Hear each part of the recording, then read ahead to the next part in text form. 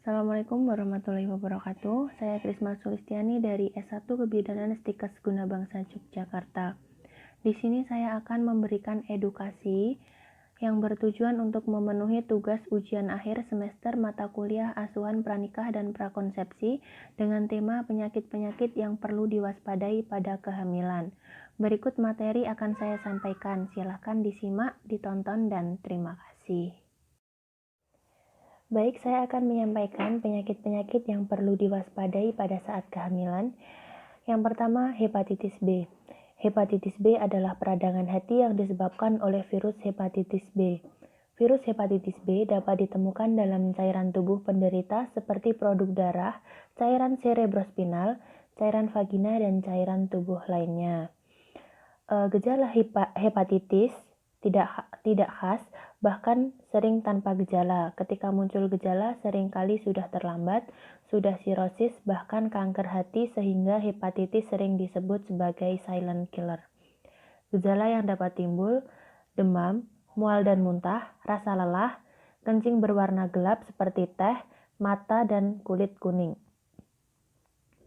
Faktor penularan hepatitis B: vertikal 95% penularan dari ibu hamil mengidap virus hepatitis B ke bayi yang dikandung atau dilahirkan. Horizontal 3-5% penularan. Hubungan seksual tidak aman dengan pengidap hepatitis B. Transfusi darah terkontaminasi virus hepatitis B. Penggunaan jarum suntik bergantian yang terkontaminasi virus hepatitis B. Pencegahan hepatitis B pada catin. Yang pertama, menghindari faktor resiko penularan hepatitis B. Yang kedua, imunisasi hepatitis B.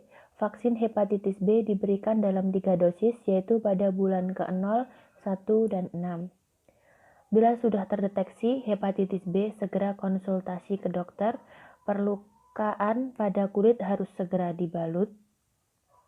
Tidak berbagi peralatan pribadi seperti pisau cukur, sikat gigi, sisir, gunting kuku dengan orang lain.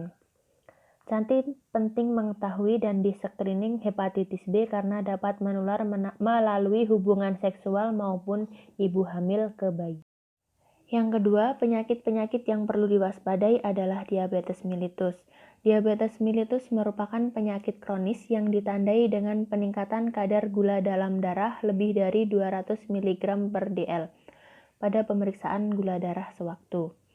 Gejala diabetes mellitus: trias DM, banyak minum, banyak makan, dan sering kencing, mudah lelah dan mengantuk, penglihatan kabur, penurunan berat badan meskipun nafsu makan mengalami peningkatan. Bila terdapat luka, lebih sulit sembuh. Masalah pada kulit misalnya gatal-gatal dan iritasi. Dampak diabetes mellitus dalam kehamilan: berat badan bayi lahir di atas normal atau bayi lahir besar, bayi berisiko mengalami hiperbilirubinemia atau kuning, peningkatan risiko kelahiran prematur atau lahir sebelum waktunya, peningkatan risiko hipertensi dalam kehamilan, peningkatan risiko diabetes pada kehamilan berikutnya, dan bayi berisiko mengidap diabetes saat dewasa. Penyakit-penyakit yang perlu diwaspadai yang ketiga yaitu malaria. Malaria adalah penyakit yang disebabkan oleh sekelompok parasit Plasmodium yang hidup dalam sel darah merah. Penularan malaria ditularkan melalui gigitan nyamuk Anopheles betina yang terinfeksi parasit Plasmodium.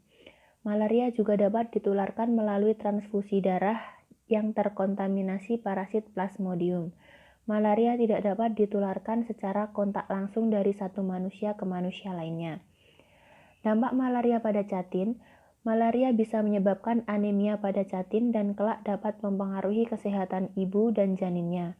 Anemia pada kehamilan dapat menyebabkan keguguran, risiko perdarahan saat melahirkan, bayi lahir sebelum waktunya, dan bayi dengan berat lahir rendah atau BBLR. Pencegahan malaria pada catin: penggunaan kelambu saat tidur, tutup pintu dan jendela menggunakan kawat, kasa, atau kelambu nilon, gunakan pakaian pelindung yang menutupi lengan dan kaki saat keluar rumah, gunakan obat atau krim anti nyamuk. Penyakit-penyakit yang perlu diwaspadai keempat yaitu TORCH. TORCH adalah penyakit yang disebabkan oleh virus Toxoplasma rubella, cytomegalovirus atau CMV, dan herpes simplex virus 2 atau HSV2 serta virus lainnya. Penularan TORCH, penularan aktif, konsumsi makanan dan sayuran yang terkontaminasi virus TORCH dan tidak dimasak sempurna. Makanan atau sayuran dapat terkontaminasi virus TORCH dari kotoran hewan seperti kucing, anjing, ayam, burung, dan lain-lain. Penularan pasif dari ibu hamil pengidap TORCH ke janin. Dampak TORCH pada catin. Yang pertama, infertilitas, baik catin perempuan maupun laki-laki, dan yang kedua, kelak jika hamil dapat mengakibatkan kecacatan pada janin. Misalnya kelainan saraf, mata, telinga, otak mikrosefali atau hidrosefalus, kelainan paru-paru, limpa, terganggunya fungsi motorik, dan lain-lain. Pencegahan TORCH pada catin, melakukan vaksinasi MMR untuk mencegah komponen rubella dari TORCH dilakukan 3-6 bulan dari rencana hamil.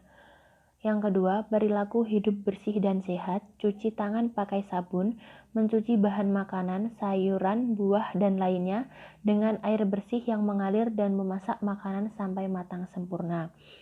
Catin penting mengetahui dan di-screening malaria dan TORCH untuk menyiapkan calon ibu agar dapat menjalani kehamilan dan melahirkan bayi yang sehat. Adapun penyakit genetik yang dapat mempengaruhi kehamilan dan kesehatan janin, yaitu talasemia. Talasemia merupakan penyakit kelainan sel darah merah akibat kekurangan protein pembentuk sel darah merah yang menyebabkan sel darah merah mudah pecah, sehingga penderita mengalami kurang darah berat yang dapat mengancam jiwa. Penyakit ini diturunkan oleh kedua orang tua pembawa sifat talasemia kepada anak kandung dan keturunannya. Terdapat dua jenis talasemia, yaitu talasemia minor dan talasemia mayor. Orang dengan talasemia minor atau pembawa sifat tampak sehat dan tidak menunjukkan gejala, sedangkan orang dengan talasemia mayor memerlukan pengobatan dan transfusi darah rutin seumur hidup. Deteksi dini talasemia pada catin. 1. Memiliki riwayat penyakit keluarga dengan anemia atau pasien talasemia. 2. Pucat dan lemah. 3. Riwayat transfusi berulang. 4. Pemeriksaan darah dan analisis Hb. Adapun dampak talasemia pada catin, jika kedua pasangan catin merupakan pembawa sifat talasemia dan kelak hamil, maka beresiko 25% melahirkan anak dengan talasemia mayor. Pencegahan talasemia bagi catin. Program pengelolaan penyakit talasemia pada catin ditunjukkan untuk mencegah kelahiran anak dengan talasemia mayor melalui screening talasemia sedini mungkin atau sebelum menikah pada catin laki-laki dan perempuan untuk mengetahui apakah pasangan catin merupakan pembawa sifat talasemia. Jika kedua pasangan catin pembawa sifat talasemia memutuskan untuk tetap menikah, anjurkan untuk menghindari kehamilan dengan selalu menggunakan kontrasepsi. Pasangan pembawa sifat talasemia berisiko menurunkan penyakit talasemia kepada anak kandung dan keturunannya. Orang dengan talasemia minor atau pembawa sifat tampak sehat dan dapat tidak menunjukkan gejala. Penyakit genetik yang dapat mempengaruhi kehamilan dan kesehatan janin. Yang kedua yaitu hemofilia. Hemofilia adalah penyakit atau gangguan faktor pembekuan darah dalam tubuh yang menyebabkan perdarahan sulit berhenti atau berlangsung lebih lama.